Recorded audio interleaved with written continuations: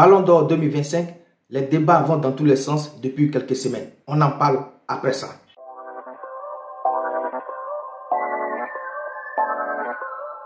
Bienvenue sur votre chaîne préférée du sport DH Sport TV 1. Informations, live, débats, résultats, interviews, analyses.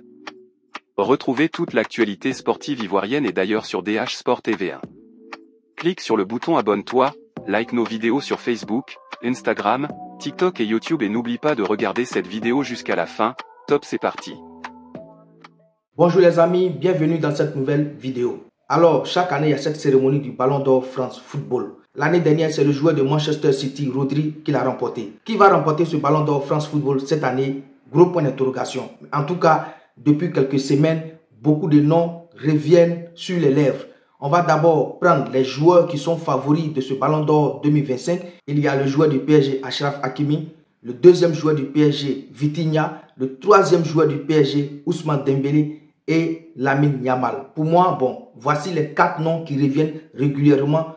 On peut appeler même les gros challengers de ce Ballon d'Or 2025. Je ne dis pas qu'il n'y a pas d'autres joueurs sur cette liste des nominés, mais des joueurs qui sont favoris, c'est ces 4 personnes selon moi que je viens de citer. Parce que depuis quelques semaines, ce sont ces noms-là qui reviennent sur toutes les lèvres. La semaine dernière, le média français, l'équipe, avait organisé un vote en ligne, c'est-à-dire pour les internautes. Bien vrai que nous savons que les internautes ne votent pas pour ce Ballon d'Or, mais le média, l'équipe, a organisé ce vote en ligne pour avoir l'avis des internautes. Et j'ai fait une vidéo là-dessus, il y a de cela 3 jours, et c'est Achraf Hakimi qui avait remporté ce vote des internautes. Ça, il s'agit des réseaux sociaux. Mais les réseaux sociaux ne votent pas parce que, comme vous le savez, ce Ballon d'Or, il y a des experts qui votent. Et ce sont ces votes de ces experts-là qui sont comptés pour choisir le Ballon d'Or chaque année. Alors les amis, le nom qui revient parmi les 4 que je viens de citer, c'est l'attaquant du PSG, Ousmane Dembélé. C'est vrai, l'attaquant français a fait une grosse saison avec son club. Ils ont pratiquement tout remporté. Mais il y a un nom qu'on oublie de dire. Parce que ce qu'on a vu l'année dernière avec ce Ballon d'Or, où on se disait que c'est Vinicius Junior, le joueur du Real Madrid, qui venait de remporter la Ligue des Champions avec le Real Madrid, qui a remporté le championnat et d'autres trophées. Tout le monde avait fait fixation sur l'attaquant du Real Madrid.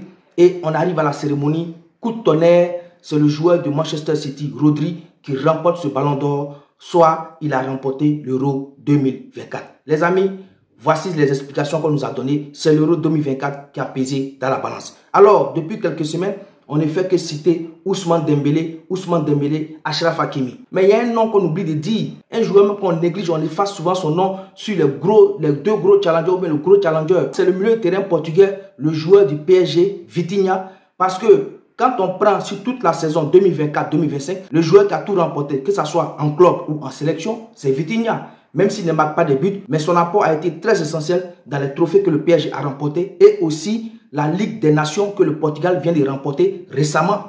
Donc le joueur qui a tout gagné cette saison, pour moi, c'est Vitinha. Parce que ce qu'on a vu l'année dernière, Rodri a été capable de gagner ce Ballon d'Or malgré que Vinicius Junior a remporté la Ligue des Champions avec le Real Madrid. Donc ce qui veut dire aujourd'hui que remporter la Ligue des Champions avec son club ne pèse pas vraiment dans la balance. Quand on part en club, Ousmane Dembélé, les trophées qu'il a remportés, c'est les mêmes trophées que Vitinha a remportés. Mais Vitinha le devance d'un seul trophée, c'est-à-dire la Ligue des Nations qu'il a remportée avec le Portugal. Et rappelez-vous, Ousmane Dembélé n'a pas débuté la Coupe du Monde des clubs avec le PSG. Vitinha, lui, a carrément joué tous les matchs avec le PSG. Et il a démontré encore ce mercredi en Super Coupe UEFA. Même si Ousmane Dembélé a été élu homme du match de cette Super Coupe d'Europe, mais Vitinha a apporté quelque chose dans ce milieu de terrain. Les amis, voici mon analyse sur ce Ballon d'Or 2025. Pour moi, les 2 gros challengers de ce Ballon d'Or 2025, c'est 2 joueurs du PSG, Ousmane Dembélé et Vitinha. Selon vous, sur tous les joueurs que je viens de citer,